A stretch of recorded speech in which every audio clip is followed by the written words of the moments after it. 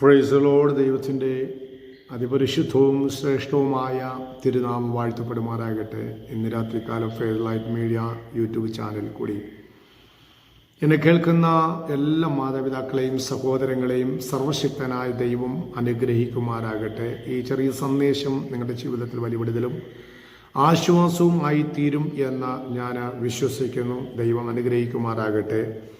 ഇന്ന് രാത്രികാലത്തെ ചിന്ത, കർത്താവിൻ്റെ നാമത്തിൽ കഷ്ടം സഹിക്കുന്നവരെ മാനിക്കുന്ന ദൈവമാണ് എന്ന് നമുക്കിവിടെ കാണാൻ കഴിയുന്നുണ്ട്. കർത്താവിൻ്റെ നാമത്തിൽ കഷ്ടം സഹിക്കുന്നവരെ മാനിക്കുന്ന കർത്താവിന് വേണ്ടി കഷ്ടം സഹിക്കാൻ നാം തയ്യാറാണെങ്കിൽ കർത്താവ് നമ്മെ മാനിക്കും എന്ന് വ്യക്തമായിട്ട് നമുക്കിവിടെ തിരുവചനത്തിൽ കാണാൻ കഴിയുന്നു. അതിനാധാരമായിട്ട് ഞാനൊരു വാക്യം വായിക്കുന്നു. മർക്കോസ് സുവിശേഷം 10-ാം അധ്യായം അതിൻ്റെ 28-ാമത്തെ വാക്യം. മർക്കോസ് സുവിശേഷം 10:28.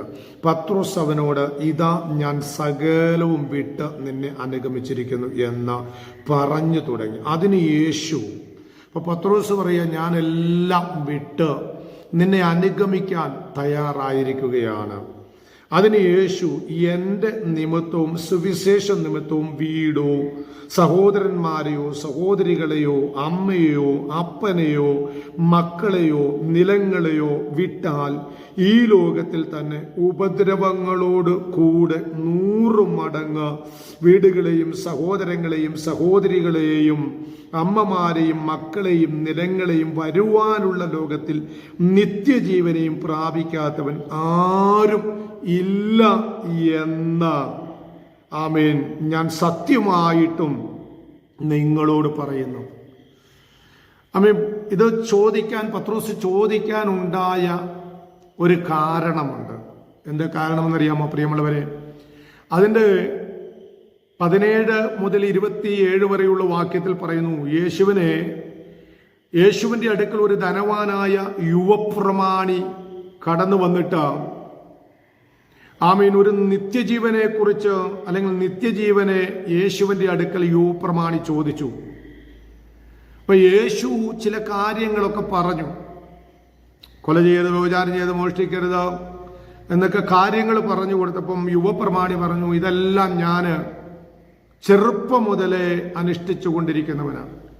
അപ്പൊ കർത്താവ് പറഞ്ഞു, ശരി, അങ്ങനെയാണെങ്കിൽ നിനക്കുള്ളത് വിറ്റ് നീ ദരിദ്രർക്ക് കൊടുത്തിട്ട് വരാൻ പറഞ്ഞപ്പോ ഈ സമ്പന്നനായ മനുഷ്യൻ തനിക്കുള്ള സമ്പാദ്യം മറ്റുള്ളവർക്ക് കൊടുക്കാൻ തനിക്ക് മനസ്സില്ലാതെ താന് യേശുവിൻ്റെ സന്നിധിയിൽ നിന്ന് വിട്ട് മാറിപ്പോകുന്ന സാഹചര്യം നമുക്ക് കാണാൻ കഴിയുന്നുണ്ട്. ആമേൻ. ആ ഒരു സാഹചര്യത്തിലാണ് സർവശക്തനായ ദൈവം പറയുന്നത്, സമ്പന്നർക്ക് ദൈവരാജ്യത്തിൽ പ്രവേശിക്കുന്നത് എത്ര പ്രയാസമാണെന്ന് യേശു പറഞ്ഞു. ധനവാൻ സ്വർഗരാജ്യത്തിൽ കടക്കുന്നതിനേക്കാൾ ഉത്തമം ഒട്ടകം സൂചിൽ കുഴിയിൽ കൂടി കടക്കുന്നതാണ്. ഇപ്പൊ പണമുള്ളവർ, സമ്പാദ്യമുള്ളവർ സ്വർഗരാജ്യത്തിൽ പ്രവേശിക്കുവാൻ വലിയ പ്രയാസമാണ് എന്ന് യേശു ധനവാനെ നോക്കി, അല്ലെങ്കിൽ യൗവനക്കാരനായിരിക്കുന്ന ധനവാനെ നോക്കി പറയുമ്പോൾ, ആമേൻ, നിനക്കുള്ളത് വിറ്റ് ദരിദ്രർക്ക് കൊടുത്തിട്ട് വന്ന് എൻ്റെ അടുക്കൽ വരാൻ പറയുമ്പോൾ യുവപ്രമാണി ഒരുപാട് ധനമുള്ളവനാകൊണ്ട് ധനം മറ്റുള്ളവർക്ക് കൊടുക്കാൻ മനസ്സില്ലാത്തത് കൊണ്ട്, തൻ്റെ നന്മ മറ്റുള്ളവർക്ക് കൊടുക്കാൻ താല്പര്യമില്ലാത്തത് കൊണ്ട് താന് യേശുവിൻ്റെ വാക്കിനെ മാനിക്കാതെ അവിടെ നിന്ന് വിട്ടുപോകുവാനിടയായി തീർന്നു. ഈ സാഹചര്യത്തിലാണ് പത്രോസ് യേശുവിനോട് ചോദിക്കുന്നത്, കർത്താവേ, ഞാനെല്ലാം വിട്ടിട്ട് നിന്റെ സന്നിധിയിൽ വന്നതല്ലേ, എനിക്ക് എന്നാ കിട്ടും? കർത്താവ് പത്രോസിനോട് പറയുന്നൊരു മറുപടി ഉണ്ടാവും. പത്രോസ്, എൻ്റെ പേരിലാണ്, അതായത് കർത്താവിൻ്റെ പേരിലാണ് നീ എല്ലാം വിട്ടിട്ട് ഇറങ്ങിയതെങ്കിൽ,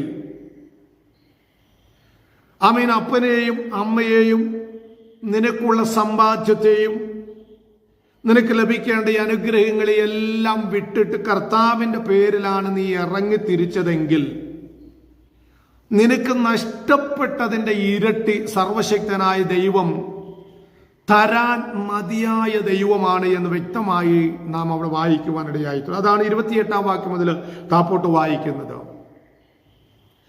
ആമേൻ. കർത്താവിന്റെ നാമത്തിൽ വീടോ വസ്തുവോ മാതാപിതാക്കളെയോ സഹോദരങ്ങളെയോ വിട്ടിട്ടുണ്ടെങ്കിൽ നിനക്ക് 100 മടങ്ങ് നൽകിത്തരും, 100 മടങ്ങ് നൽകിത്തരും. പക്ഷെ അവിടെയും പറയുന്നുണ്ട്, ഉപദ്രവങ്ങളോടുകൂടി ചില പ്രതികൂലങ്ങളൊക്കെ ഉണ്ടെങ്കിലും, പ്രതികൂല സാഹചര്യങ്ങൾ ഉണ്ടെങ്കിലും ചില അനുഗ്രഹങ്ങളെ നൽകി തരുവാനിടയായിത്തീരും. എന്നാൽ എന്നെ ചിന്തിപ്പിച്ച ഒരു ചിന്ത, ഈ ലോകത്തിലെ അനുഗ്രഹം മാത്രമല്ല ദൈവം വാഗ്ദത്തം ചെയ്യുന്നത്, വരുവാനുള്ള ലോകത്തിൽ ഒരു നിത്യത കൂടി. ഈ ലോകത്തിൽ നശിച്ചു പോകുന്ന ഈ അനുഗ്രഹങ്ങളെ കൊണ്ട് തൃപ്തനാക്കി വിടുന്ന ദൈവമല്ല. കർത്താവിന്റെ പേരിൽ നീ എന്തെങ്കിലും കൊടുത്തിട്ടുണ്ടെങ്കിൽ, കർത്താവിന് വേണ്ടി നീ എന്തെങ്കിലും ചെയ്തിട്ടുണ്ടെങ്കിൽ നിന്നെ വെറുതെ മടക്കി അയക്കുന്ന ദൈവമല്ല. ഈ ലോകത്തിൽ 100 മടങ്ങ് നിനക്ക് നൽകി തരികയും വരുവാനുള്ള ഒരു നിത്യതയിൽ അവകാശിയാക്കി മാറ്റുവാനും ഇടയായിത്തീരും. അങ്ങനെയെങ്കിൽ ഇന്ന് രാത്രികാലം എന്നെ കേൾക്കുന്ന എൻ്റെ സ്നേഹമുള്ള പ്രിയ മാതാപിതാക്കളെ, സഹോദരങ്ങളെ, കർത്താവിന് വേണ്ടി നിങ്ങൾ എന്തെങ്കിലും ചിലവഴിച്ചിട്ടുണ്ടെങ്കിൽ, കർത്താവിന് വേണ്ടി നിങ്ങൾ എന്തെങ്കിലും ആർക്കെങ്കിലും കൊടുത്തിട്ടുണ്ടെങ്കിൽ അത് വെറുതെ ആയി പോകത്തില്ല, അത് പാഴായി പോകത്തില്ല. സർവശക്തനായ ദൈവം പറയുന്നു, ഈ ലോകത്തിലെ മാത്രമല്ല വരുവാനുള്ള ലോകത്തിൽ ഒരു നിത്യത കൂടി നിങ്ങൾക്ക് അവകാശമായി ദൈവാത്മാവ് നൽകി തരുവാനിടയായിത്തീരും. അങ്ങനെയെങ്കിൽ നിത്യത നഷ്ടപ്പെടുത്താതെ ആ നിത്യതയ്ക്ക് വേണ്ടി പ്രത്യാശയുള്ളവരായി ദൈവസന്നിധിയിൽ ഏൽപ്പിച്ചു കൊടുക്കാം. ദൈവം നമ്മെ അനുഗ്രഹിക്കുമാറാകട്ടെ. സ്തോത്രം, സ്തോത്രം, സ്തോത്രം.